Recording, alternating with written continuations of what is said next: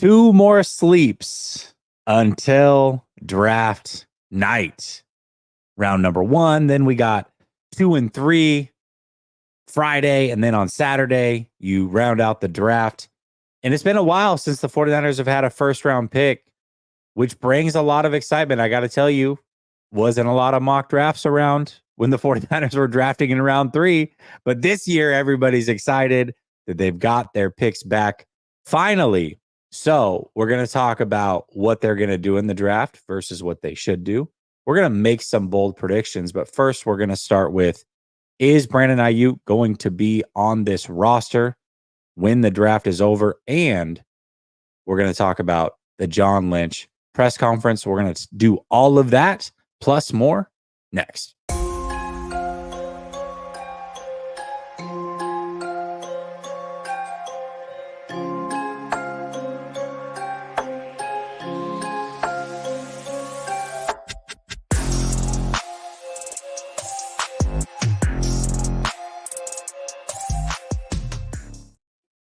All right. Welcome back to Last Second Sports, where we are giving you our take down to the last second. And it's Tuesday night, which means I got my guy, So Real, Sunil, in the building. What's up, Sunil? Yeah, some Tuesdays, right? It's not every Tuesday. I'll be traveling. You got other shows, but we try to get it. We try to have this every Tuesday, but it's a lovely Tuesday, my man. Excited. We're talking about potentially some of our new favorite players in the near future that may come through this draft. Who knows? Exciting time for sure. Absolutely. Is that shirt what I think it is? Is that a Oh, okay. No. At first I thought it was a Pride FC shirt. It's like, I see what you're doing there. It's a WWE thing. Okay. All right. Yeah. Wouldn't know. I have no idea. All right. Yesterday, there was a press conference from John Lynch, and I talked about it a little bit on my show I did solo yesterday, but it's always nice to bounce ideas off of Sunil to see how he read the press conference, because I'm sure pessimistic Jesse, optimistic Sunil, we probably looked at the press conference a little bit differently. So what were some of the key takeaways that you had from the John Lynch presser yesterday?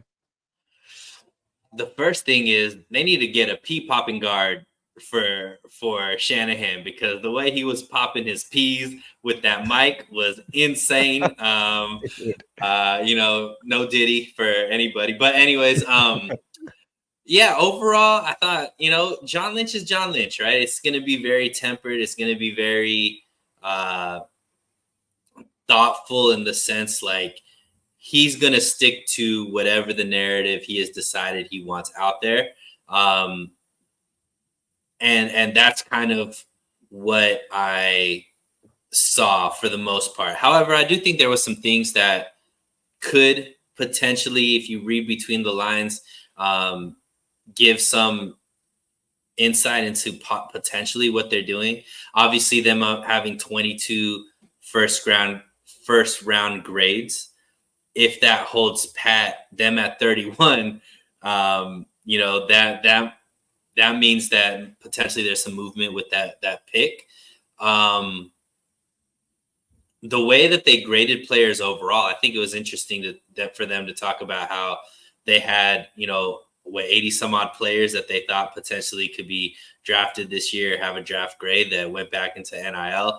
To me, that potentially means that the later round draft picks might not be as fruitful as in, previous years, which, once again, could give some insight into how they're looking at this draft versus other drafts.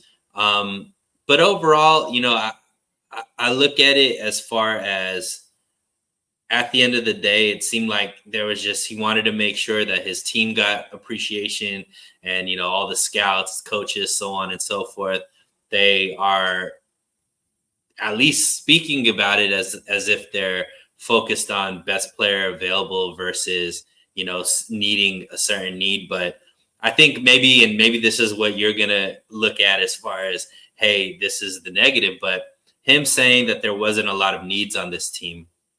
Immediate, I thought, was interesting. But he did mention that, in a few years, there are going to be needs and you need to start thinking about drafting, for the future, which I think the 49ers have done, for maybe the last 2-3 drafts, like really just focused on, instead of looking for a starter right away, somebody that could fill a hole in the next 2-3 years, which I think they've been pretty decent at. But overall, I thought it was a good press conference in the sense, or not good, maybe it's a standard John Lynch press conference. But I'm interested to hear, what you took as far as negative about it. Yeah, I really didn't take anything negative about it. I just figured maybe I can get you to be over the top positive and we could debate about something. But overall, the press conference was pretty standard. What I did like to hear though is that the 49ers are willing to stand pat, they're willing to move up, they're willing to move back. Basically, he'll find out as the week progresses what teams are willing to do depending on how the board falls, and he's willing to be flexible with it. I also do find it interesting that they have 170 players with draftable grades, 22 in the first round. We do these mock drafts, Sunil, and we get a good idea of prospects, and we read scouting reports and all these other things. But the guys, if I said, hey, I want you to go find 22 players with first round grades, I would imagine 5 to 7 of them would be different than what the 49ers would have. And other teams would have as well. I mean, there are probably players on the 49ers boards that other teams don't have a first round grade on, and vice versa. So there's always something that is interesting about the draft, and you see it, whether it's the 49ers, whether it's your favorite team, whether it's somebody else's favorite team. Every year you're like, how the hell did that guy go that early? I mean, I was mocking him every day in the round 5. How did he go in round 2? I don't understand it. So every year you're going to see that happen. You just hope it's not with the 49ers because you don't want to be pissed off. But ultimately, whoever they rank in their 22 is going to be different than what you would expect. So I found that interesting. I also found interesting that he puts a lot of stock into bloodlines. Yeah, that was interesting. That was interesting, right? I mean, not everything. He said you still got to scout the player, but sometimes it's hard to scout the player and separate the player from the last name because you do get caught up in, hey, this player's dad was really good, so we know the pedigree is there. Sometimes you watch it potentially is this is what I gather. Sometimes you watch it and maybe you make excuses for said player because the last name is what it is. So I found that interesting as well, is that he puts a lot of stock in bloodlines. And then I would say the last thing is the way that he discussed the BA situation was very different.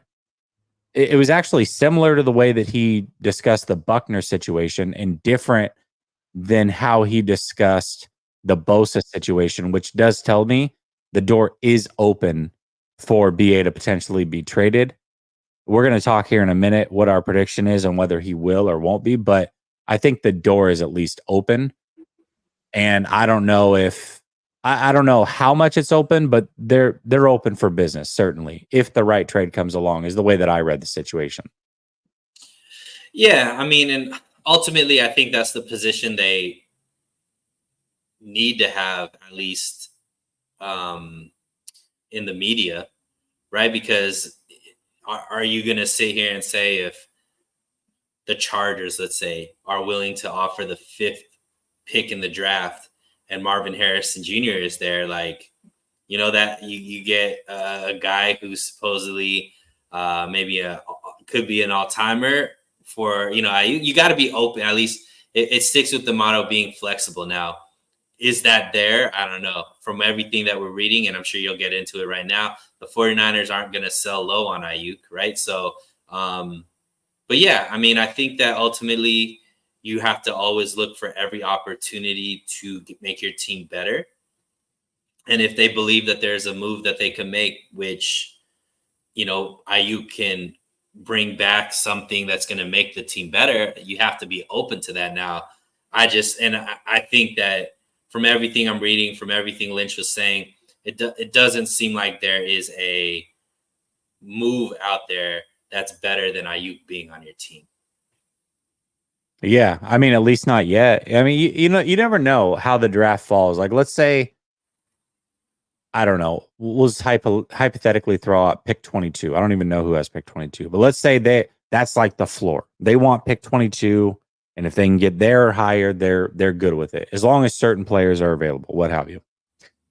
Well, maybe the team at pick 22 right now is not willing, but as the draft goes and they see how things are falling, they're like, well, you know what? We're not as high on AD Mitchell, let's say, who is going to be there and he's going to be the best player available, but we're not as high.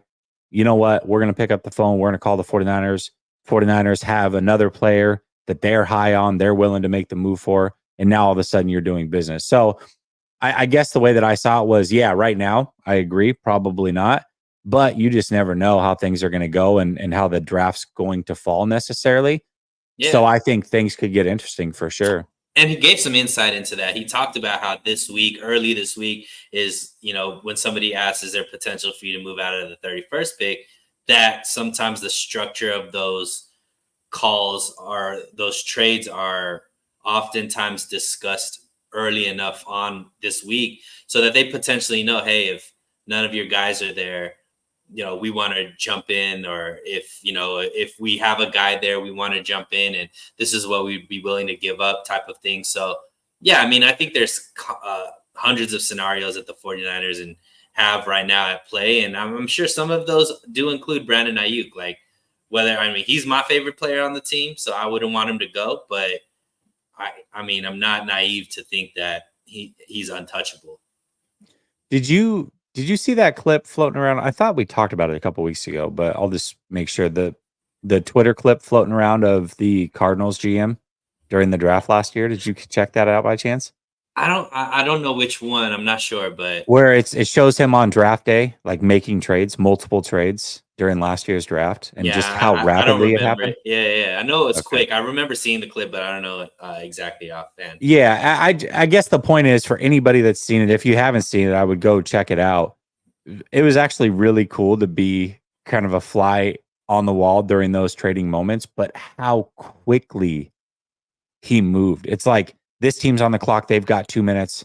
Boom, let's call him. Hey, what are you willing to do? You willing to move this? We're willing to move this. Oh, that's too steep. Let me call this team. All right, they're willing to move this. All right, let's get that deal done. Okay, now let's go back to this team. They got 1 minute left on the clock. We're going to move. Like, it was crazy. Okay, you're ready to make the trade. Call it into the league office. Like, boom, boom, boom, boom, boom. And it was like trade after trade after. It was, dude, it was absolutely insane. And then they had their draft board of the teams and who they thought they were going to pick. And based off of them going here, it was really, really cool to see. I highly recommend it for anybody who has not seen it, but it gives you insight to seeing, wow, you know, you may have a plan going into this, but based off of how the board has fallen, all of a sudden you think, hey, Ayuk's safe.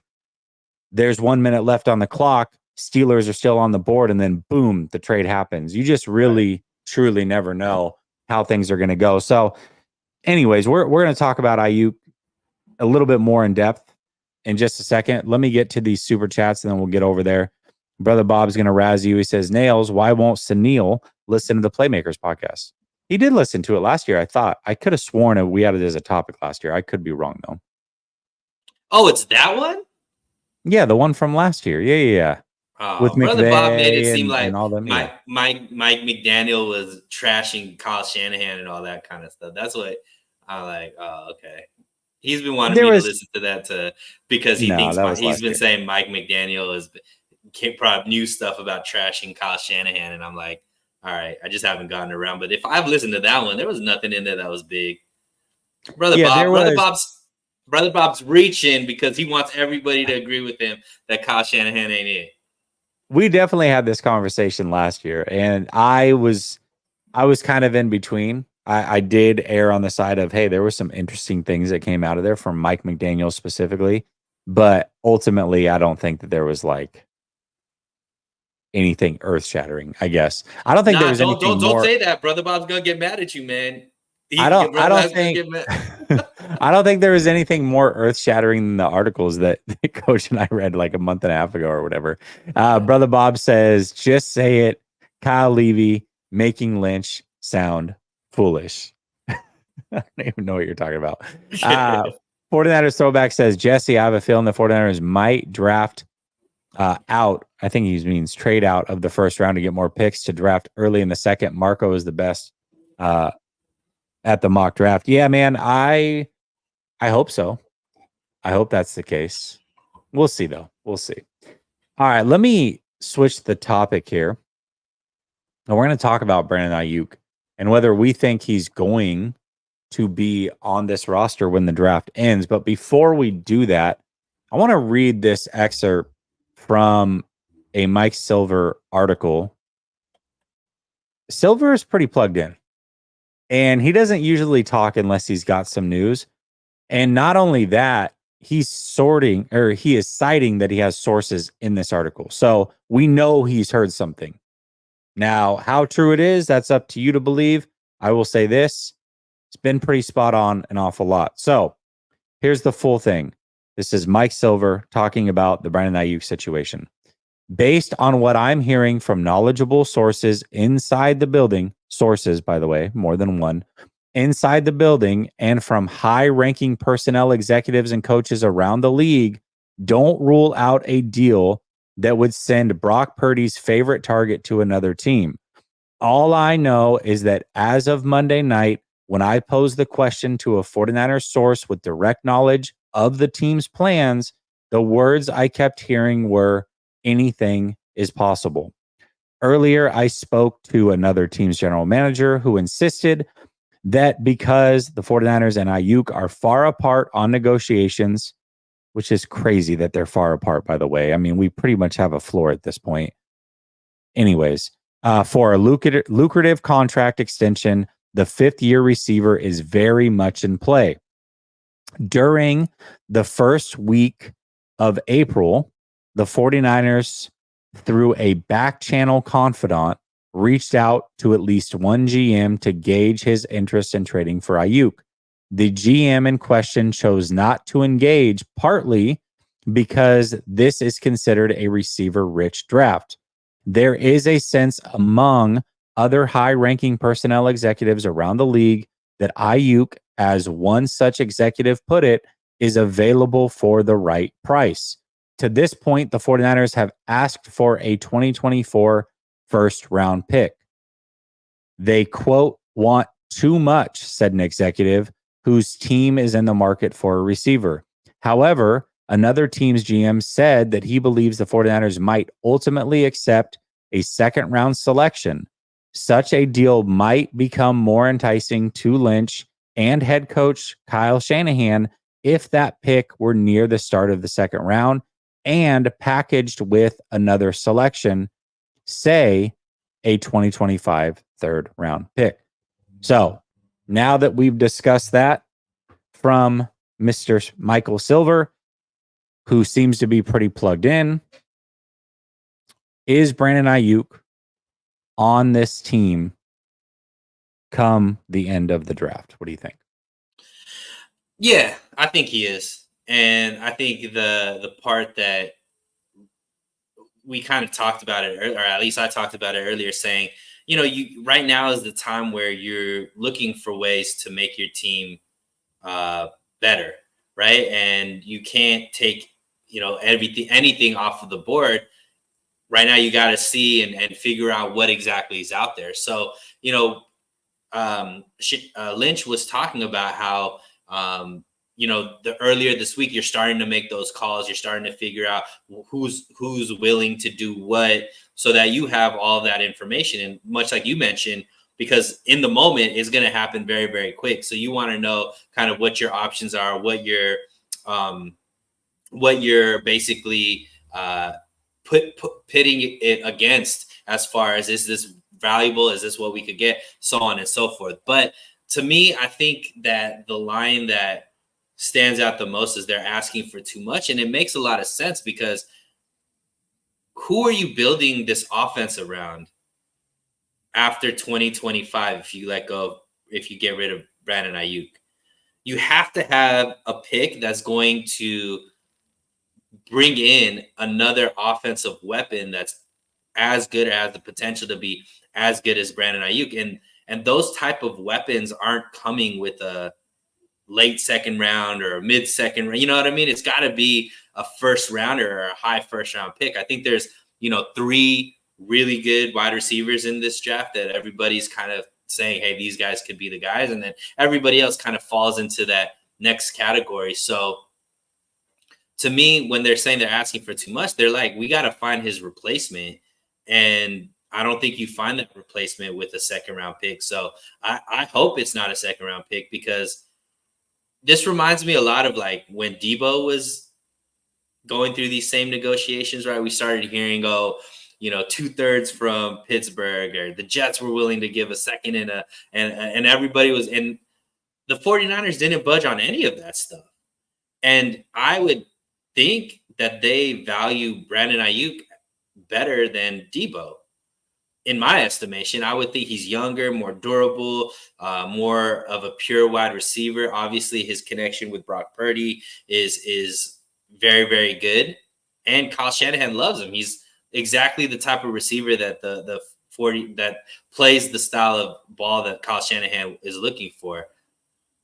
So if they weren't willing to get off of Debo for, 2/3, a second and a third, or whatever it was, why would they get off of Brandon Ayuk for that same package? To me, that doesn't make sense. I do understand if they get a first round pick, okay, that's something to think about just because of the money more than, the player. But I don't think they're going to get a first round. There's not many receivers that are getting traded for a first round right now. And I don't expect Brandon Ayuk to be the first.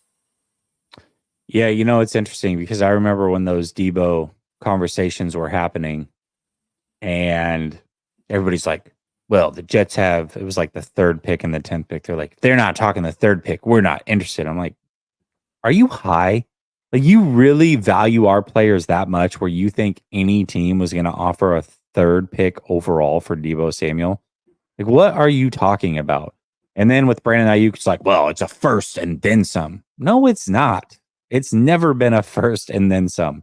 It's either a late first or it's like a second and a third or 2 seconds or something. Like, that's the max. And if it's a late first, you might have to give something else like a 4th or something to make it work. So it's just crazy how people think these things go down and what the players are worth when the league tells you it's very different than that. Now, that doesn't mean you have to trade them. If a team's not willing to give you those things, then okay, we're not willing to listen. That's totally fine. But to think that these players are worth that much it's absolutely crazy. So I agree with you, though. I don't think Ayuk is going anywhere. I've said this since the beginning. But, listen, I thought there was a good chance Debo would get traded. That didn't happen. So maybe go the opposite of what I'm thinking, because I've been pretty clear that I think Ayuk is not going anywhere. If he does, I would be very surprised. At this point, if I was to put a percentage on it, I would say about 15%. I'd say there's a 15% chance he's traded, 85% chance he stays on the 49ers. If you were putting a percent on it, I know I'm putting you on the spot, what would you say that percent would be? I put it higher than what you'd put it. I'd go probably 30%. He gets traded, 70% he stays. And I mean, there is positive for people, the fans like me, that really want him to stay. I mean, TJ Houshmandzadeh's comments have come out where he says that BA wants to be a 49er. It's just about the money. And usually when it's just about the money, if you take the track record of these 49ers, this regime specifically, they'll figure out a way to get there, right? And it's kind of what's funny, Jesse, is I feel like every time we have a big name player that's ready for a contract extension, we have these same conversations. It's like the same thing. Like during this time, it's they request a trade, they take them off of Instagram, or they're not showing up for practices and all this time. And when it comes time for training camp, all of a sudden it's like, the 49ers make this player the highest paid at the position, So I just think it's the same story over and over again. And for me, if they were willing to do it for Debo, they should be more than willing to do it for Brandon Ayuk, because I think more than Debo, Ayuk is part of their long-term future. Let me ask you this. So, if I remember correctly, somebody in the chat can clear this up for me, but I want to say the Jets were willing to give up pick 10 for Debo, but they wanted Debo, and it was like a third-round pick or something like that. Or maybe it was their second-round pick, and it was a late second. I forget exactly how it was, but it was like Debo and a pick for 10th overall, and the 49ers said no. Hindsight's 2020. If you could go back in time and trade Debo for the 10th overall pick, knowing what Debo's production has been since he signed that deal, would you make that deal? The short answer is, in an idealistic world, yes. The problem is I don't have a lot of confidence in the 49ers making the right pick at number 10. So I'll probably say no. And I don't have a lot of confidence that this regime does a great job drafting in the first round.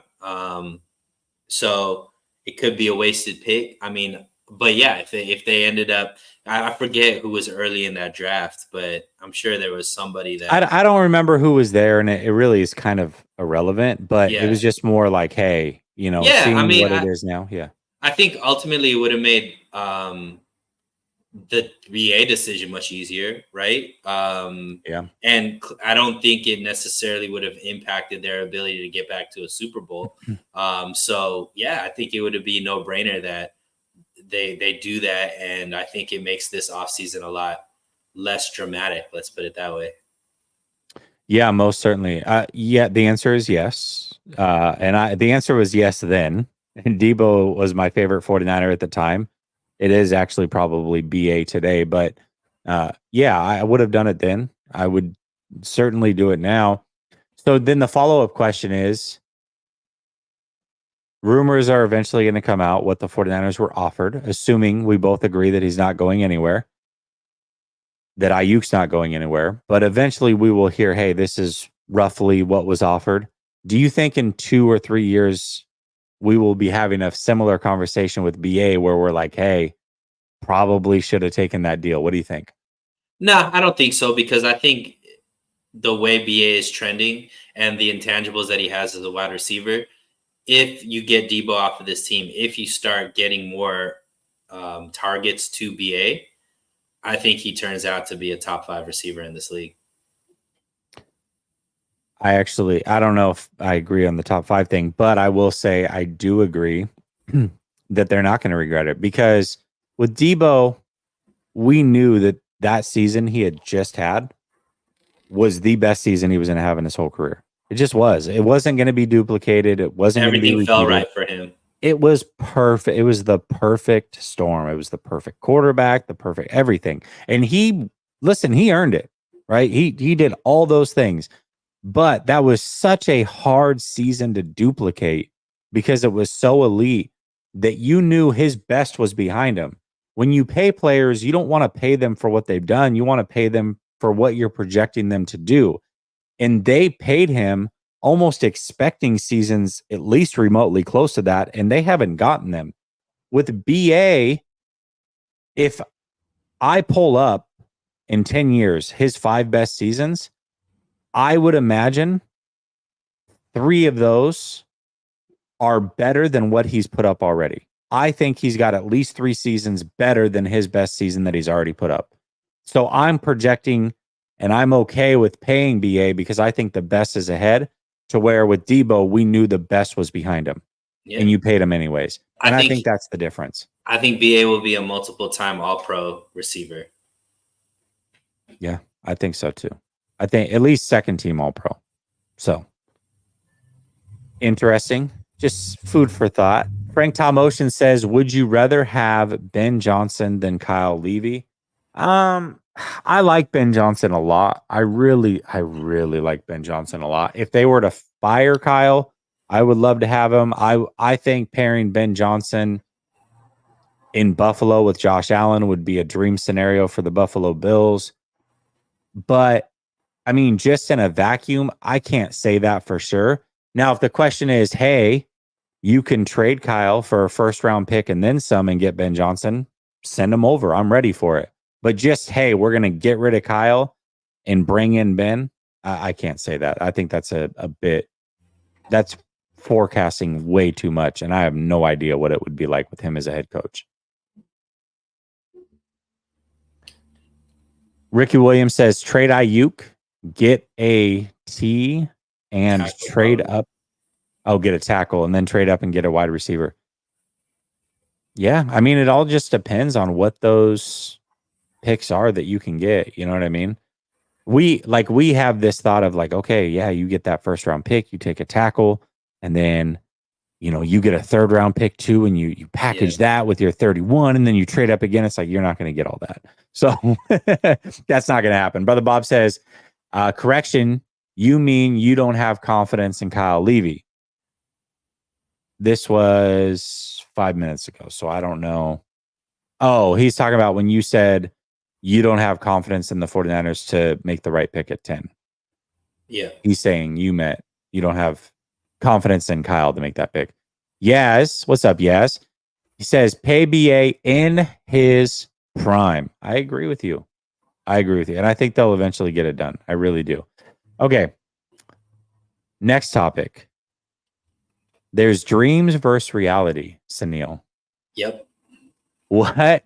We're going to start with the dream side of things. What would you like to see the 49ers do in this year's draft?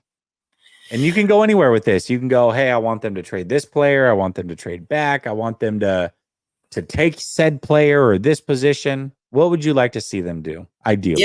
Yeah, and look, I don't claim to be an X's and O's guy in the sense that I've done deep dive into this draft and I know, I'm scouting these players and all that. I don't have enough time. I'm not interested enough to watch the all 22s on these college players. Shout out to Marco. Shout out to, all of the, even you, Jesse. I know you do that well as well. All of those guys that are giving you their draft crushes and stuff, that's great. For me, it's more about philosophy, Jesse. And for me, I want them to focus on best player available in the first round. Like we mentioned it a couple of weeks ago when we did our last show, when we were breaking it down. And I know percentage-wise, they're a little bit, they're right at they're below the average, but right around the average. But to me, if you're picking if you're using a first round draft pick, that person needs to be an impact player on your team. You can't be somebody that isn't on your team, 5 years later or never amounted to what they needed to, what they wanted to be. And the 49ers, more times than not, are picking players that either don't pan out, aren't on the team, or, just never made an impact. The two that they have drafted that were great are Nick Bosa and Brandon Ayuk, both of which were, all pro type players. But for me, they have this constant philosophy to go defensive line, Jesse. And when you look at what they've drafted along the defensive line in the first 2 rounds under this regime, it hasn't been good. Obviously, you got Nick Bosa, which bails you out, but Nick Bosa was kind of a no-brainer pick. Arizona went with, the quarterback, and Nick Bosa was the best player in that draft, and he just fell to the 49ers at 2. But Solomon Thomas, even though he's still in the league, not the impact that a first-round draft pick should be. Javon Kinlaw, even though he's still in the league, not the impact that a first-round draft pick should be. You look at Drake Jackson, second-round pick, not the impact, that a second-round draft pick should be. So Mike for me, McGlinchey. Here's the thing. Mike McGlinchey, for me, is still a starter, like an impact starter in the league. He was injured last season, but he did get broken off as far as a contract. He's one of the best right guards in the league, right tackles in the league, whether people want to admit it or not. It just shows how weak the right tackle position is, that Mike McGlinchey is probably a top 10 right tackle in the league. But all of those, and let's throw Mike McGlinchey in there if you want to say that he isn't the impact that you want as a first round draft pick.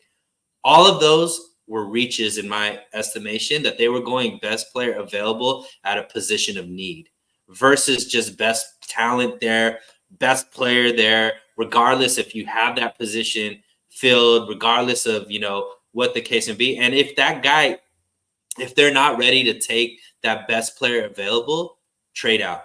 Like, don't reach for a position, stack the assets. I've been saying, like, the Eagles, Howie Roseman, to me, is a master when it comes to the draft. He's either going to take the best player available or he's going to stack picks for the future. It seems like the Eagles always have multiple first-round picks.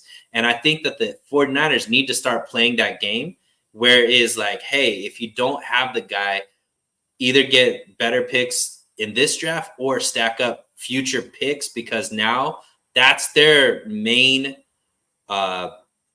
main well of opportunity when it comes to getting high-level talent. It's not going to be in free agency like it's been in the past. They have to start hitting with high-level talent more in the draft and not just banking on the later half of the draft where they usually do go best player available, but really have to get that high-level potential, high-level talent and hit on some of these first and second-round draft picks. So for me, it's more strategy. I said it in a long way. My dream is that they just go best player available or stack up future assets if that guy isn't there.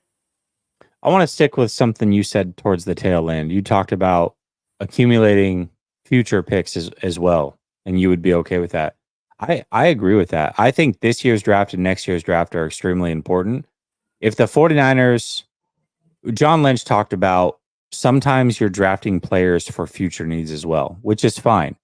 As long as you think that the player you are drafting can fill those future needs and you see a role for him in the future and you think he's going to be good enough, then do it. But don't draft, even if it's late in the draft, don't draft a position of need. If you only have 170 players that are worth it and you're in the 4th round and somehow like those guys are gone, most of those guys are gone or what have you, and you're like, listen, I don't think these guys are going to make an impact, then trade it for something next year and accumulate draft picks next year and try it again. There's nothing wrong with that, especially if you think this team as is good enough to win a Super Bowl. And even if you don't think that there's a player there that's going to help you get that job done, then what's the point? Trade it for the future. It's not sexy, but it's probably the right thing to do. And I agree with you. That's exactly what I put, which is go BPA, but do it all draft, not just round 1. Do it all draft. And then ideally, the 49ers would trade back out of round 1 as well for me. I think that is the move to make for a few weeks now. That's kind of where my mind has been. And I really haven't moved off of that. I think there's definitely some really good prospects there in round 2, late round 1. But you're going to get to a point where most likely all of these prospects, regardless of position, are graded similarly. And if that's the case, move back 5, 6, 7 spots if it's available. You have to have a team that's willing to play ball. But if it's available, move back a few spots, get more picks, and just let one of those guys fall into your lap and be fine with it. So for me, I agree with you. Best player available. And trade back whenever you can or trade for future picks whenever you can so that you can have as many shots at the dartboard as you can absolutely get. I think that's the right move. That is not the sexy thing. The sexy thing, everybody loves it when they watch their favorite team trade up into the 1st round to go get X player that they loved. That's not usually the move that long-term pays off, though. Sometimes it does. But oftentimes it does not. So I'm 100% in agreement with you on this one. Yeah. Now I guess we go to reality. So there is a reality side of this. We've given our opinion. What is the reality? What do we think the 49ers are actually going to do in this draft, in your opinion? Yeah, and look, this is the first draft without Peters. And we've always kind of had a discussion amongst, us behind and, guys like Marco and, Rohan and all these guys, like, how much does Adam Peters actually influence this draft? And this is the first draft without him. Is it the scouts? Is it Lynch? I know Brother Bob says it's Kyle Shanahan, but like definitely in these late round draft picks have been amazing for the 49ers. Might be one of the best late round drafters in the league. Who is that attributed to? I'm hoping they're still on the 49ers, whoever's making those. And I think the reality is it's a team effort, and it's a lot of different people in the process and all that kind of stuff. But I think that this draft goes back to the previous drafts that the 49ers have had, Jesse, and every single year from 2017 and on, when the 49ers have had these higher round draft picks, they end up figuring out a way to really get some gems and some all pro level players, right? And you could list them.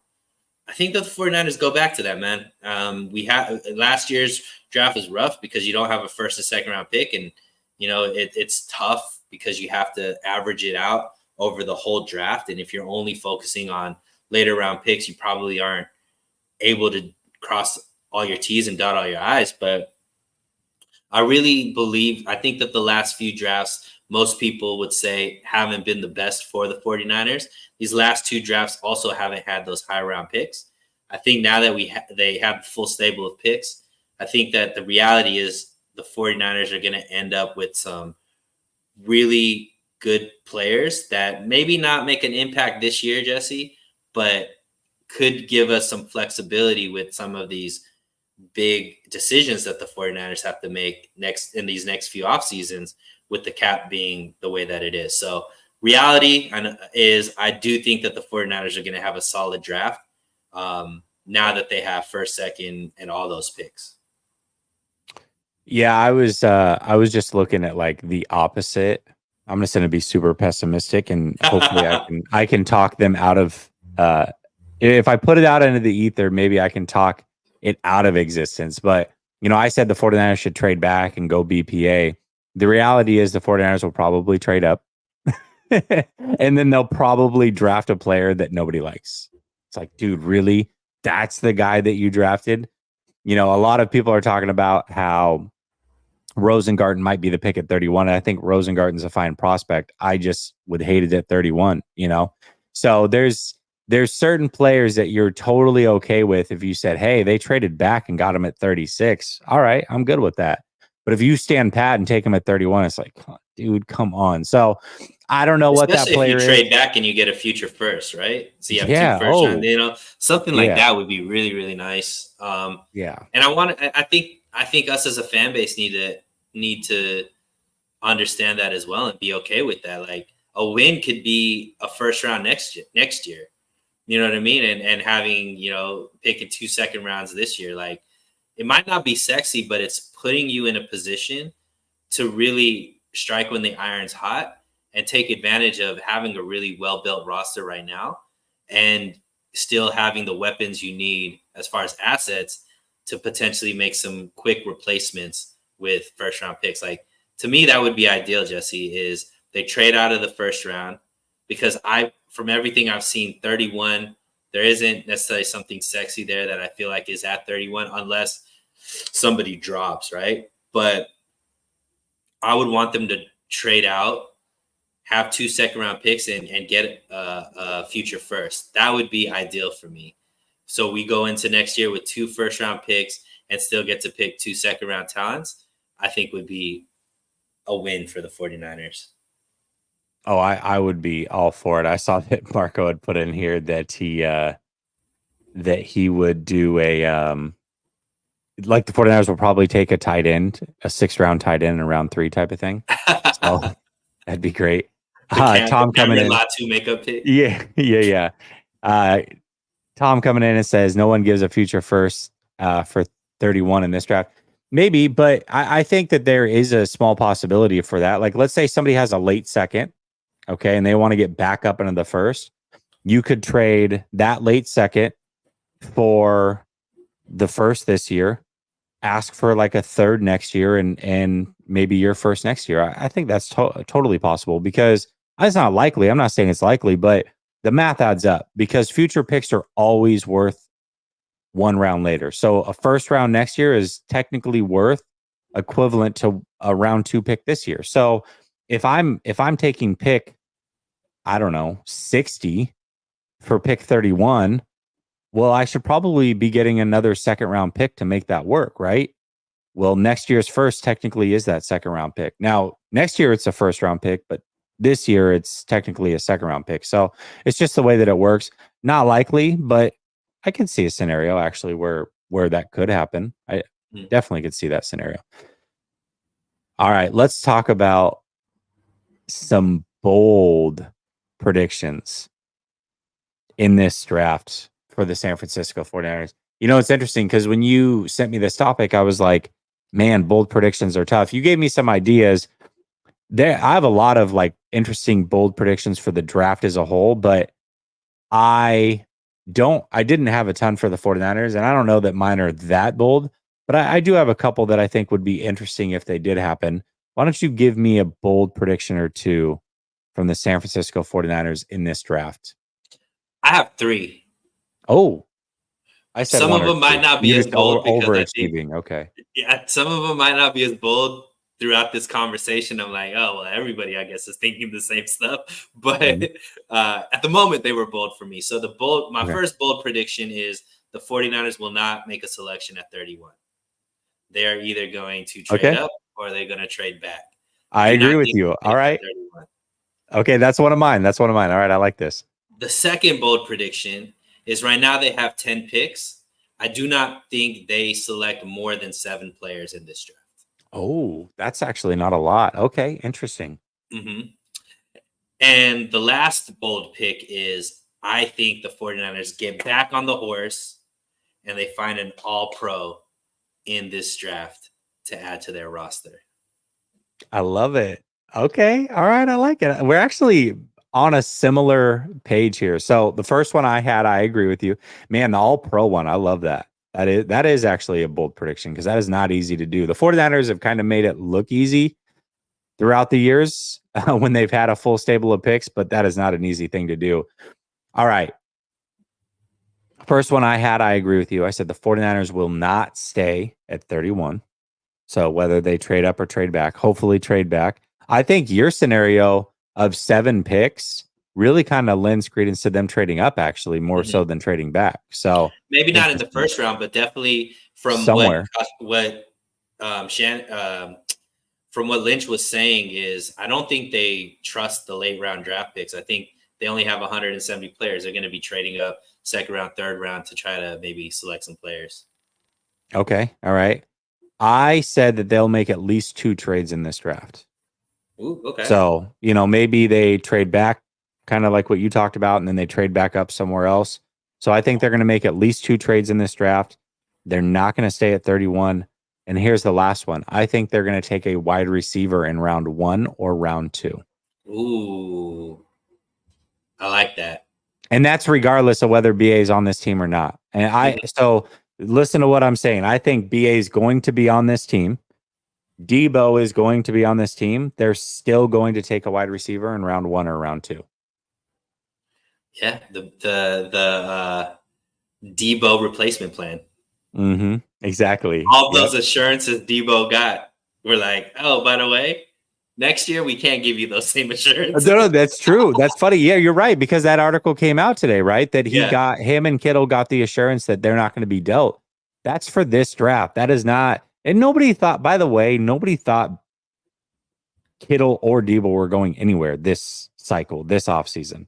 It was always next year that we were looking at. So them getting assurance, which also, by the way, the fact that they got the assurance means that they were seeking out the assurance. Right. They are starting to see the writing on the wall. Like you're not just I highly doubt that Lynch and Shanahan are like, you know what? I have nothing in my body that makes me want to trade Debo this offseason. Yeah, me neither. What about Kittle? Yeah, I don't want to trade Kittle either. We should go let them know that we're not going to trade him. Okay, let's go let them know we're not. No, that's not the way that went down.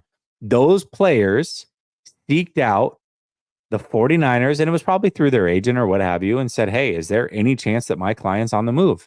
And they got the assurance that no, your client will not be moved during this offseason. That tells me that they believe that their future is short with the 49ers potentially. And I agree with them.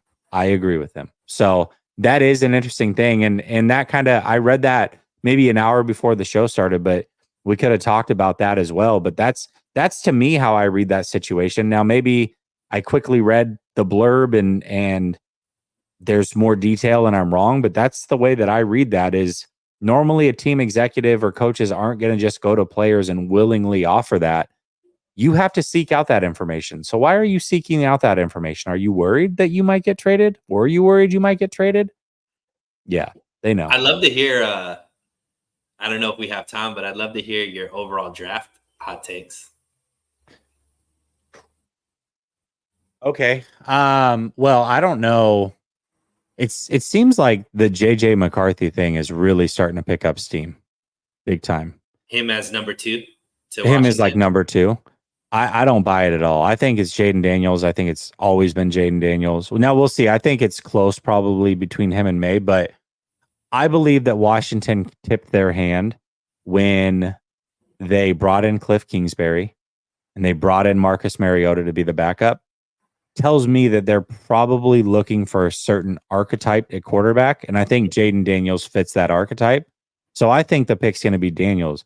That being said, I don't think that McCarthy is going to be a top 10 pick either. I think McCarthy will fall out of the top 10. Will Levis last year, I don't know if you remember, he picked up a lot of steam as going number 2 overall. He ended up falling out of the first round completely. Right. Completely. So I think that McCarthy falls out of the top 10. I think McDaniels goes number 2. When do you think Michael Penix goes?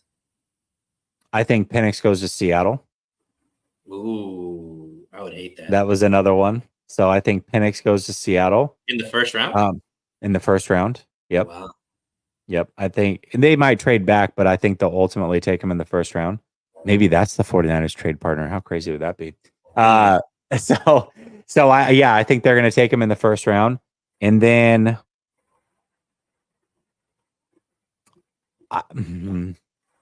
screw it. It's bold predictions, whatever. I think Malik Neighbors is going to go ahead of Marvin Harrison Jr. Ooh. That's wild. It might be wild. And I even that one's a little crazy. And as I get closer, I start to believe that one a little bit less. But I will say this. If Neighbors does go ahead of Marvin Harrison Jr., no future pick is going to take the Marvin Harrison Jr. route. Meaning they're not going to test. They're not going to do the things because Neighbors came in and tested as well as he possibly could have. If there was any possibility that pick was going to be taken away from Marvin Harrison and replaced by another receiver, Neighbors did everything he possibly could to move up and get that. So I think that there is that possibility. We'll see if that actually goes down. But those were kind of my like hot takes that for the first round in this year's draft, those were going to be the big things that happen. So I don't know. We'll see. I love we'll it. See. I love it. It's going to be exciting. We could actually watch Thursday and maybe have a dog in it. But I know. I think both of us believe that we probably don't pick in the first round. Yeah, and you know what? I'm actually fine with that. It's interesting because from a content perspective, and I've said this a few times, but from a content perspective, I'm going to be live in round 1. I'm not going to be able to go live on Friday because I have to coach my son's football game. So if the 49ers trade out a pick 31 and then get another second round pick, let's say, and let's say like a 4th or a 3rd, let's say they get a 2nd and a 3rd. Now they have 4 picks going into that day 2. It would suck to miss out on that from a content perspective. And it would suck to be live on day 1 and then have nothing happen. But from a fan perspective, I think that would be an amazing thing if it happens. So I got to put my fan cap on and say, hey, yes, the content would be great. Unfortunately, I won't be able to take part in it, but I'm willing to forego all of that for the fans and for this team. So I think that's the right thing. Last second. Gotta make sacrifices. Gotta make sacrifices, man. Yaz says I mocked Powers Johnson at 31. Ooh, I would. Now, if Powers Johnson's there at 31, I'm all about it. In fact, Yaz and Brother Bob are my 2. I'm gonna get a 3rd one tomorrow during the live show if somebody's interested. But these 2 are gonna be on tomorrow night mocking 5-round drafts. They're each gonna do their own 5-round mock draft with me tomorrow. We'll see if Powers Johnson is there. Be ready for everything, Yaz. And then Brother Bob says, bonus topic, percentage of Kyle Levy wins a Super Bowl with the Niners. Ooh. Okay, let's throw it out there real quick. What is the percent that you think that Kyle wins a Super Bowl with the San Francisco 49ers, Sunil? 80%. 80%. Ooh, I love it.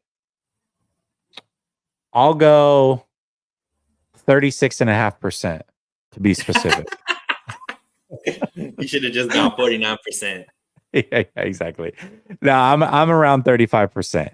I'm around 35. Now, if the conversation is, does Kyle win a Super Bowl as a head coach, I'd probably bump that up to about 45%. But I definitely could see a scenario where he wins and it's not with San Francisco, unfortunately. So we'll see. But either way, Sunil, it was great doing a show with you, man. Next week, I think that we're gonna have plenty to talk about coming off the draft.